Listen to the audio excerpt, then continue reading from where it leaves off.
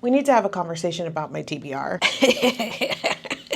I am being once again run out of house and home by stacks of books, and it's even worse this year because I've had such an abysmal reading year. This is probably the worst reading year that I've had in like my adult life, and you would think that it would be the other way around, that because I spent this year unemployed that I had more time on my hands, that I would do more reading, and that is just not at all what happened. The truth of the matter is that the way that my brain is wired, when I'm stressed out, I just have such a hard time being creative or taking on like outside stressors like fiction or anything along those lines. I get in these ruts and it's really difficult to break free from. So I've been trying to give myself a lot of grace and just think about the things that I have done, like survive. It's been an incredibly stressful year, not just for like me personally and my own woes, but the larger picture of news and politics, like that outside stress as well. It's just been a rough one. And I am genuinely proud of myself for the fact that I have read it all, that I've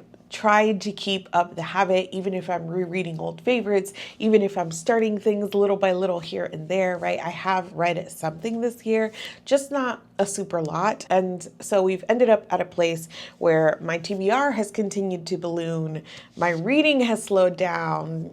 It's a lot. For those of you that don't follow me on TikTok, a couple of weeks ago, I started like a little mini series where I was trying to muscle my way out of my reading slump by sitting down and focusing on like one book at a time. And I was trying to also focus on books on my TBR. I thought it would be interesting to do a little check-in with you guys about what's on my TBR now, what I've read recently, and what I have hauled recently. So that's going back onto my TBR. In total, I have 222 books on that TBR shelf and 30 unread graphic novels and manga, which I'm kind of keeping in a separate bucket. Of those 222 books, I have read 12. 4 of those were the first 4 books of the Anita Blake series by Laurel K. Hamilton. This was for a reading project that I have a whole video about. I really loved doing that video. Even if you're not interested in Anita Blake, that video was also going to like several used bookstores to find these books. So I think it's like a nice little vlog. Anyways, I read these first 4 and it was really interesting. I've talked about before how like paranormal romance, urban fantasy, this kind of thing is very much in my trash pocket. These are the kinds of books that I have more tolerance for when they're not good because I find them so soothing and entertaining. And I love so many of the beats of the genre and the tropes of the genre. I also really love investing in a long-running series that are short and bingeable and very serialized. So I was looking for a new long-running series to invest in, and Anita Blake is really a staple in this subgenre. So I gave it a go, and I did not find these enjoyable at all. I think that these were bad in a lot of ways that I expected, like dated in a lot of ways that I expected, but there were so many other elements that I thought were just so not fun.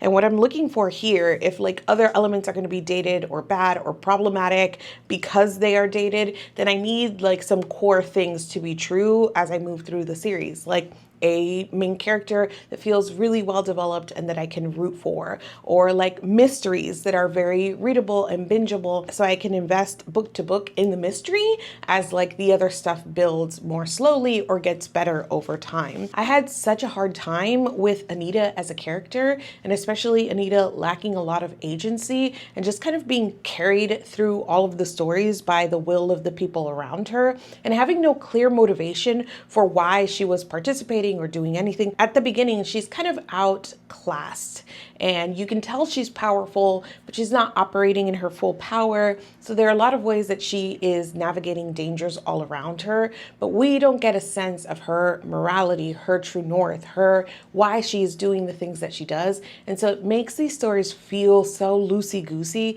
as like these string of events happen that I feel super unconnected to me in mysteries that are bad. They're bad mysteries because again, they just feel so loosely connected. So I gave it a college try with 4. And I'm just gonna say that this is not for me. And these books I now have to probably redonate to some used bookstore. I also briefly talked about Dark Lover in that video because I got it at one of the used bookstores and I did read this. And since then I've been thinking about like, what to do here, because I think this is so interesting to me. It is so cheesy. It is so cheesy. And it has some very, very questionable sort of like sexual politics in it.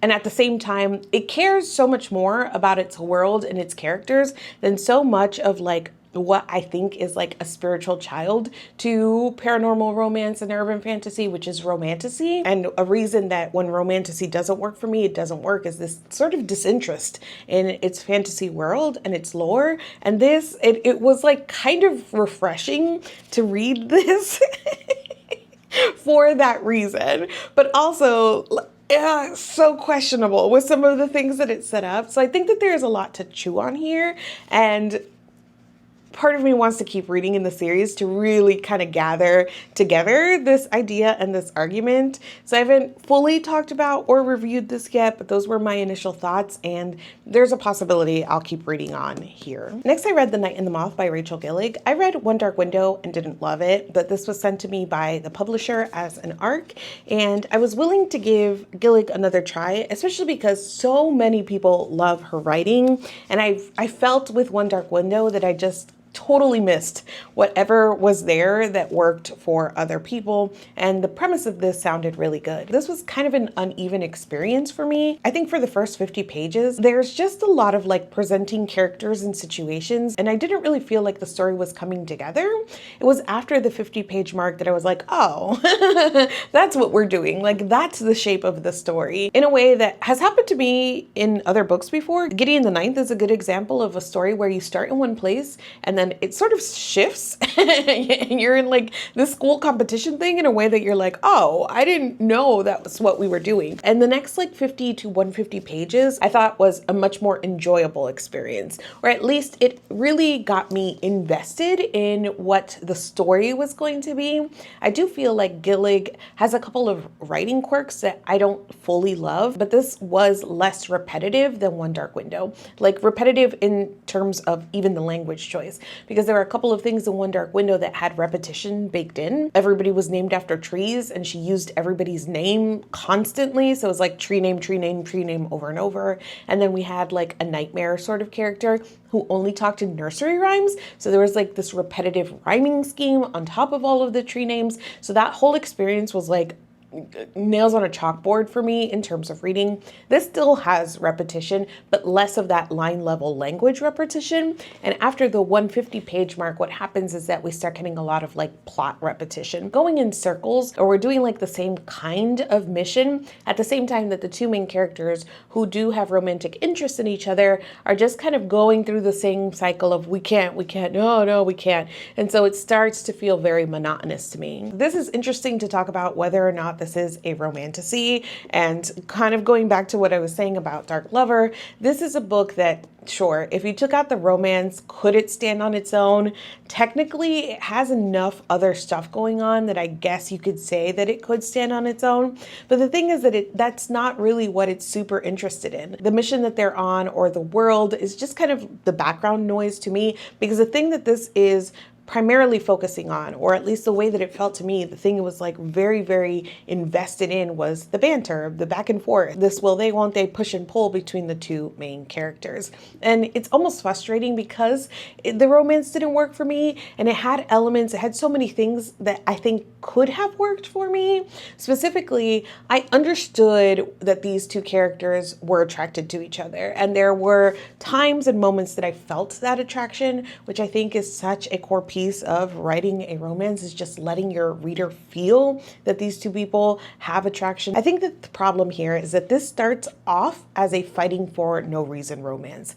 I don't understand the insistence on making people antagonistic or enemies when they don't need to be. I get it, you want the pronounced arc, but you can show us a clean arc going from strangers to lovers. But people really, really want to like hammer home this antagonism. So they just spend all of this time fighting for no reason at the beginning of the story. And then we get like the physical attraction, but because they don't give into it for so long, then we don't get enough time to like kind of develop any sort of emotional depth or emotional attraction. So things both feel slow and fast at the same time. So the end was the weaker part to me, and then we wrap mostly the story up but end on a cliffhanger, which left a sour taste in my mouth. So I think I gave this like a 2.5 out of 5 stars. I also read Of Monsters and Mainframes by Barbara Truelove. I'm so behind on reading the bindery books. I read all of fall 24 and then spring 25 when the unmapping came out. All I've read from spring is the unmapping and now Of Monsters and Mainframes.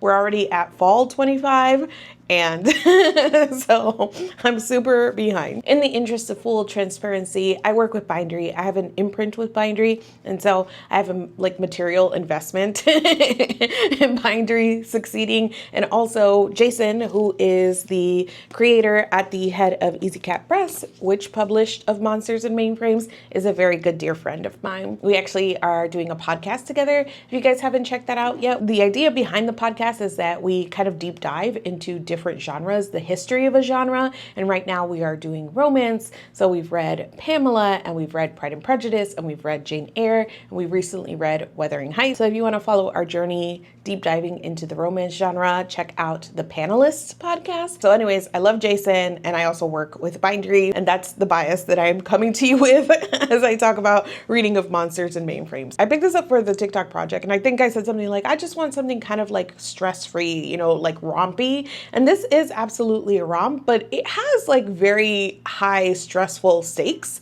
To me, at least, it felt that way. I think that I were gonna say like the weaker part of the story for me, it was that this felt kind of frenetic in terms of like the cycle of bad things happening over and over and over again. But at the same time, the things that were happening were all kind of clever, and there were these plays on classic monster tropes and classic monster characters. So it balanced out that sort of like frenetic energy with just like the funny things that it was doing. I was flipping pages. I wanted to know what happened and how it ended. There were a couple of moments that I like gasped, who saw that coming, and generally had a pretty solid fun time with this and would recommend it for that kind of mood. If you want something that is page turning and genre blended and weird. I also read Katabasis by RF Kuang. Again, I received this as an ARC from the publisher.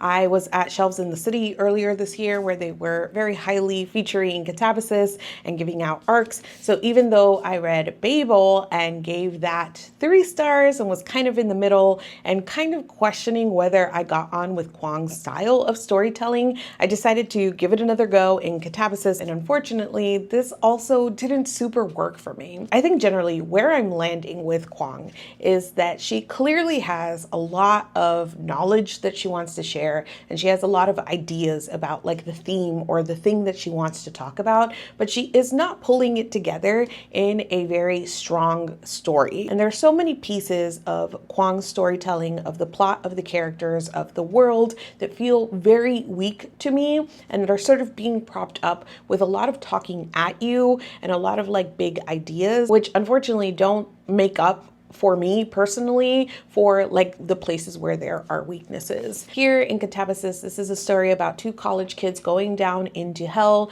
to rescue their thesis advisor. And I found the premise was very interesting and then kind of really breaks down the moment we get into hell. It in no way felt to me as a sort of descent. It did not in any way feel like a puzzle to me. We are told that the souls that are in hell have to go through different courts or trials and tribulations, but we quickly learn that our characters don't.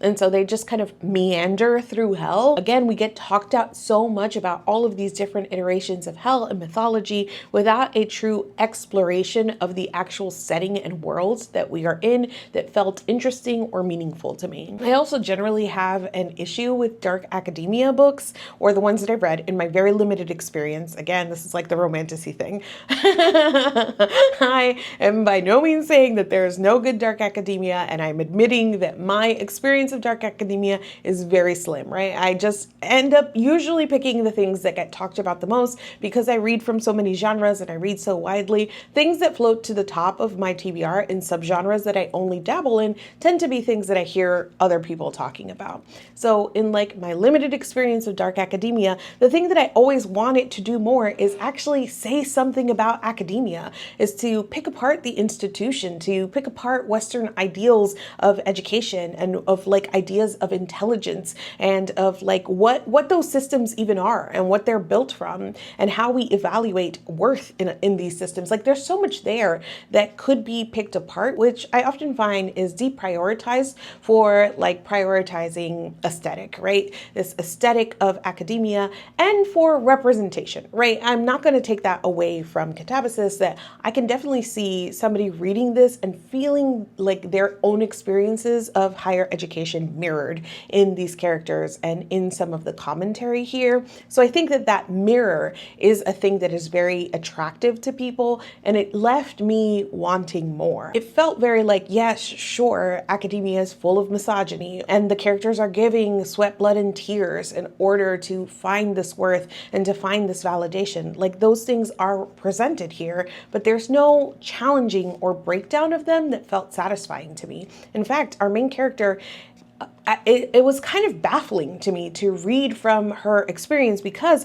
she has internalized so much of this misogyny. She has internalized so many of these ideas and so much of this pressure that she has taken upon herself because of existing within the system. And you spend hundreds of pages going through this with her. And at the end, I don't think that there's a big enough payoff to make this story feel like it gave you anything or feel like true commentary or feel like it earned anything or any reaction out of me besides frustration. I think especially because the things that do happen at the end are so kind of outside of our main character, very convenient mechanisms to help her reach the places that she eventually reaches. And in the end, I don't know that she really learned anything or suffered many changes. Like she goes from having all of this devotion in one character that we can tell is very misplaced and unhealthy and toxic, and she just kind of takes that devotion and puts it in another character, and then it's like the end. And I was like, what are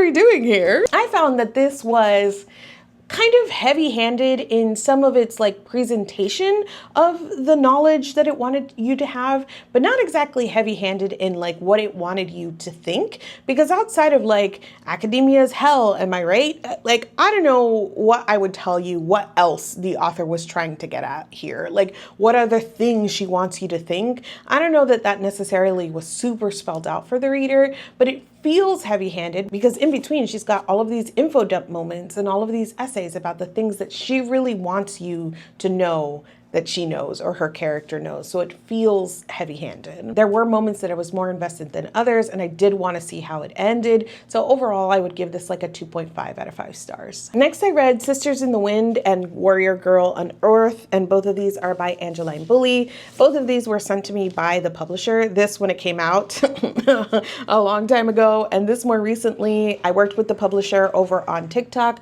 for a promotional video, and they sent me both because I loved Firekeeper's Daughter, which I read on my own. And these two are books that are in a sort of related series. The characters that show up in book 1 get repeated in books 2 and 3. In publishing order, it's Firekeeper's Daughter, Warrior Girl Unearthed, and Sisters in the Wind.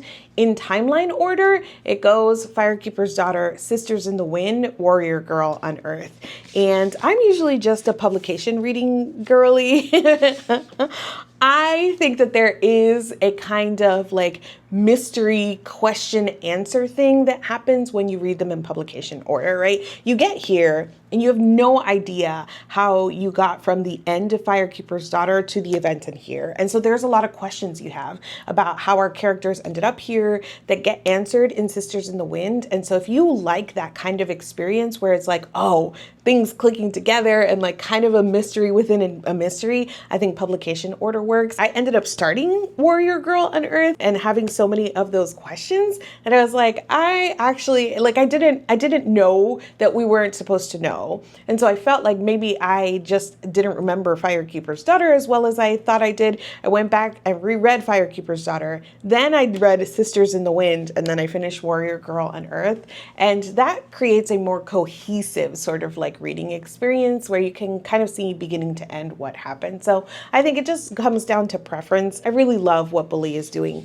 These are young adult, new adult sort of mysteries. They've got mystery cores to them, but they are very character driven and they're kind of a slow moving mystery. There's something about them that has this like very heightened character driven sense of drama to what the characters are going through, but at the same time, it's so firmly rooted in real life and real experiences. The thing that I love here is just how much this is so rooted in community and coming together to kind of face all of these very difficult things that our characters are facing. This is heart-wrenching in every book. Like I literally, by the end of Sisters in the Wind, recorded myself crying because I just like those final pages. I couldn't even look the book in the eye.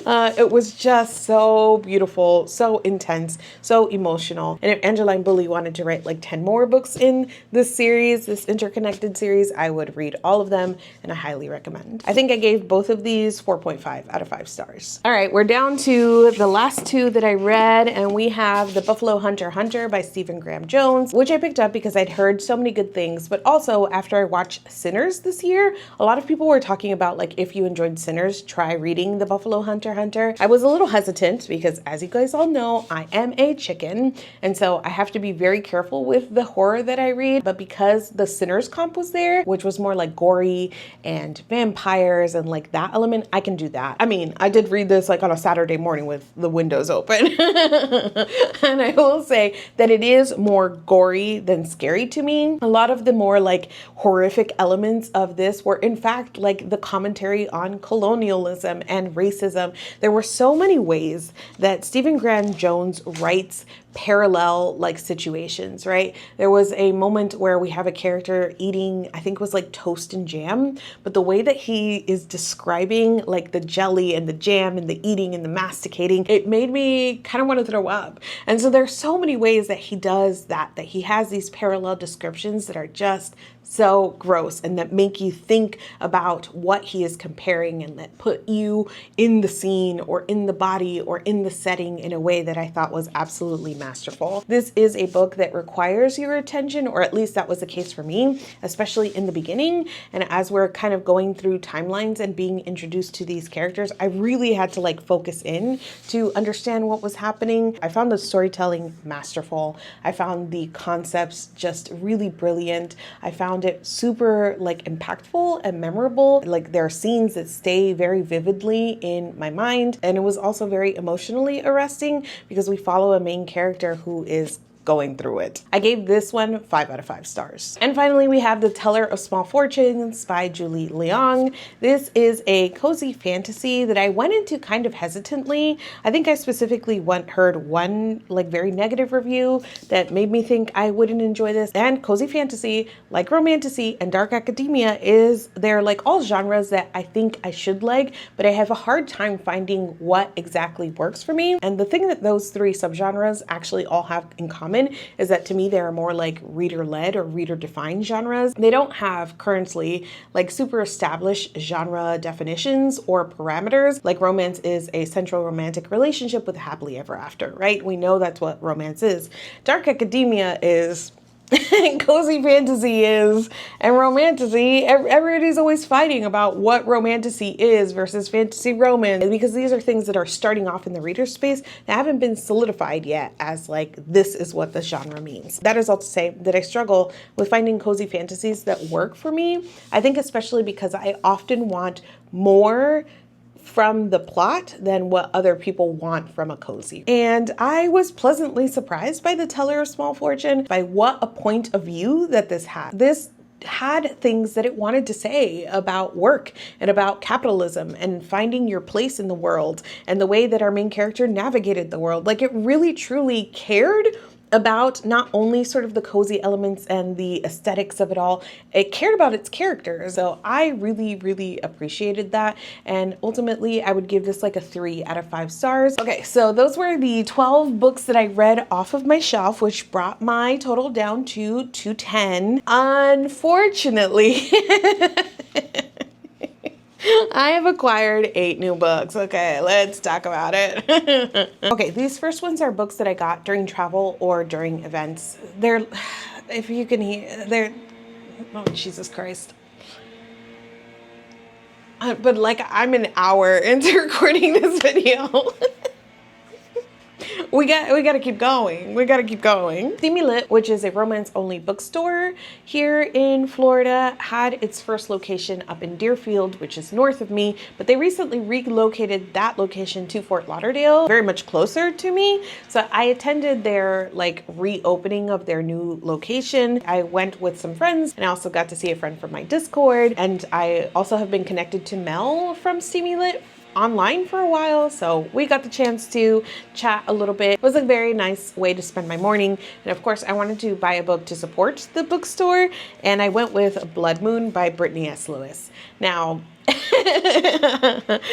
I think, I don't know, I'm kind of like, I up in the air on whether or not I will like this, but I have seen Brittany S. Lewis on social media, and I do want to like support a Black woman in this paranormal space, and like the cover is beautiful, the edges are beautiful, it's a very pretty edition, and I'm very curious, like whether or not I will like this. I'm super curious to read this, so that is now going on my TBR. For part of the time that I was in New York, we were staying in Brooklyn, so we got to bounce around a few bookstores there, including we went to the Rip Bodice, and again I wanted to support the bookstore, and so I bought Cinder House by Freya Marks. I have not read anything from this author, but when Meg and Natalia, who I was with, both saw this book, they were super excited, and so Meg grabbed it to buy it, and I was like, oh, if you're gonna buy it, I will too. It's like a little novella, which is perfect for when you're feeling slumpy, and if she was going to read it, then I figured we could like read it together, talk about it, and then Natalia was like, oh, me too.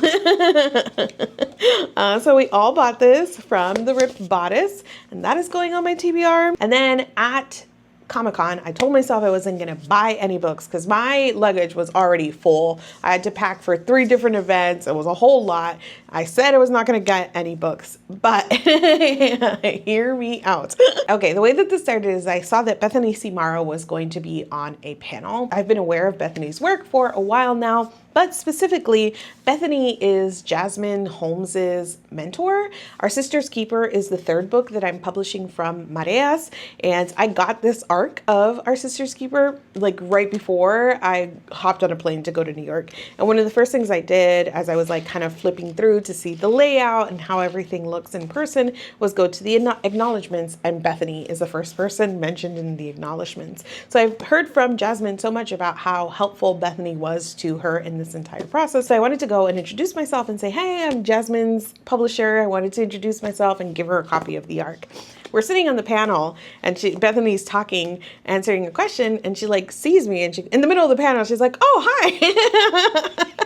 It was like the cutest thing that has ever happened. I didn't know what to do. I was like, hi. And then afterwards I went and I was like, Bethany, I was like, I came and I was going to introduce myself to you. I didn't know that you knew me. I'm Jasmine's publisher. And she was like, oh yeah, I forgot about that. She like just recognized me from my video. So it was such a lovely moment to be able to connect about our work. And then separately, Jasmine, who we're both like really excited for her and like in her corner with the story. So I got to hand her an arc of Our Sister's Keeper, and the whole interaction was just so lovely. So the next day on Sunday, I was out on the show floor because on Sunday they discount a lot of whatever stock they have left over so they don't have to take it back home. And so I stopped at the tour booth and the books were 50% off, I believe. And I ended up getting Salt Crop by Yume Katase.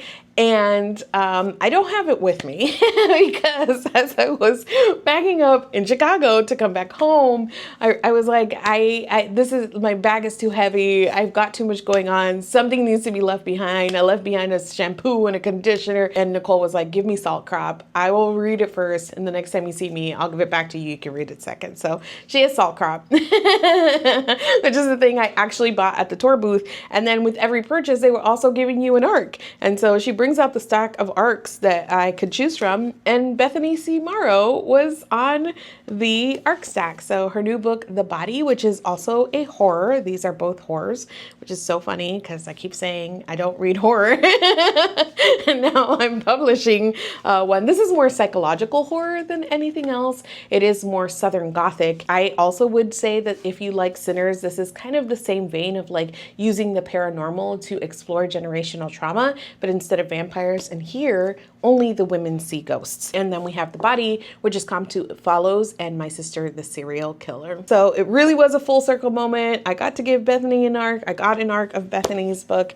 And so that one is going also on my TBR. Speaking of arcs, I've got 3 other arcs sent to me by either authors or publishers. And the first one is This Kingdom Will Not Kill Me by Ilona Andrews. Let's go, Tor, for sending me this one. I am so freaking excited. You guys know that I love the Kate Daniel series so much. I'm forever chasing down the high of that 10-book series and like it being so much greater than the sum of its parts and the way that it treats all of its ensemble cast. I really love the Kate Daniel series, and Ilona Andrews is really like one of my happy places in my comfort reading. So I'm so excited to try this out because this is epic fantasy versus like urban or paranormal fantasy. I genuinely know nothing about what this book is about. I just heard Ilona Andrews was coming out with an epic fantasy and I was like, sign me up. We also have Son of the Morning by Akweke Emezi, again sent to me by the publisher, and this is Emezi's take on a steamy paranormal romance. I've read Pet by Emezi, which I loved. It is absolutely like a modern classic to me. So I'm very curious to see Emezi tackle paranormal romance. And then I have A Wild Radiance by Maria Ingrandemora, and Maria was at Booknet Fest this past Booknet Fest talking about this book, and I love the way that they talked about their work and like the project of their work and this book specifically. I was on a panel with them and I must have been like, oh, that sounds so good. Because Maria did reach out to me and asked if I wanted a copy of this. And I said, absolutely. This is again, a romantic fantasy adventure. And it's like a fantasy road trip kind of story with a very mixed and messy cast of characters. Okay, and then these final 2 books are Book of the Month books. I've been skipping Book of the Month like pretty much all year, mostly for budgeting reasons, though like nothing really called to me during those months where I would have like, you know, gone out of my way to pick them up. But apparently last month, I the funny thing here, the reason I'm laughing at myself is that I was going to say, apparently last month, these books really spoke to me. But the thing is that I got the box again right before I went out for travel and I didn't open it. I had left the box on my like living room table. And when I got home, I could not even remember what was in this box. And on that same panel with Bethany, Marie Lu was on that panel. And I'd never read any of Marie Lu's young adult works. Even though I was reading a lot of YA dystopian during that time, I just completely missed over Marie Lu's work, but she was fantastic on the panel. I get a lot out of like hearing how an author talks about their own work and their own characters. There's a way that I feel like I can judge if I will get on with their approach, their style, and the way that they view their characters just by hearing them speak. And I was very intrigued by Red City by Marie Lu, and it was very prominently featured on the tour booth. So when I went to the tour booth, I was like, oh, I wonder if it's out here yet, but it either wasn't there or sold out, or like they weren't selling it before it was released, which is great because I had completely forgotten that I chose Red City as my Book of the Month book for October. So, you know, it all works out in the end. This is a book with alchemy-based magic and rival factions, and then like absolutely baffling to me. Like I can guess at what my thinking was here. I got The Haunting of Payne's Hollow by Kelly Armstrong. This is a story about like a haunted lakefront house, and I can only imagine that my thinking was that Kelly Armstrong is a very popular and prolific author I've never read before. I'm often very curious to try very prolific, popular, big name authors, especially ones that are primarily popular outside of like my portion of the book community. I guess that was my thinking here. I do not know. But now those 2 are also going on my TBR. That brings us to the 218 unread books that I currently have at this moment. We're closing in on just having 2 months left of my reading year, and I'm determined to rescue something of this reading year. So we'll see how well that goes, especially because I did get a job, everybody. Yay! Your girl is employed. It's not worrying me about like the amount I will be reading because again, being busy and being stable is when I get all my best reading done. So I'm still pretty confident that I can recover a reading year here and end the year strong. I don't know that I've mentioned this here, but Bindery launched an app that you can use. So if you follow my Bindery, you follow anybody's Bindery, you can now kind of scroll a feed of what everybody is posting on their Bindery. So I'm going to try and be better about cross-posting all of my content on the Bindery. So if you don't follow me on TikTok, you don't use TikTok, you can look at my Bindery and see what I'm posting over on TikTok anyways and watch it in the Bindery app. My goal is to get everybody kind of doing this so that we can use the Bindery app as kind of a dedicated book feed. I think that that will be so cool, but I am definitely going to try and be better about that cross posting. And so as I continue to do this little mini reading project of muscling my way out of a reading slump, and I'm posting those on TikTok, I will also cross post over on Bindery. So today's way that you can support me is to go over to my Bindery and sign up. It's free. Whenever I do cross post, I won't send notifications, so I'm not spamming you. I just send notifications when I send out any sort of blog posts or newsletters or things along those lines. So I'd really appreciate if you considered giving me the free follow. Of course, there are also paid tiers that you can join, and you get benefits if you join the paid tiers. For instance, you can have access to my Discord, which is a beautiful, loving, perfect community. And also you get ARC copies of all of the books we publish. So if you join one of the paid tiers before October 31st, you'll receive an ARC of Our Sister's Keeper. And depending on what tier you join, it will either be an e-ARC or a physical ARC copy of Our Sister's Keeper. And there are other benefits as well. So if you can support, that'd be great. If you can't support monetarily, you can join for free, and that also supports me. So I appreciate it so much. If you've read or would like to read any of the books that I've mentioned, let's chat down in the comments. Thank you so much for watching this video, and I will see you guys soon. 1, 2, 3, 4, 5, 6. What else? 7. 1, 2, 3, 4, 5, 6, 7. What was the 8th book? And I found, I don't know, clearly, I'm all over the place.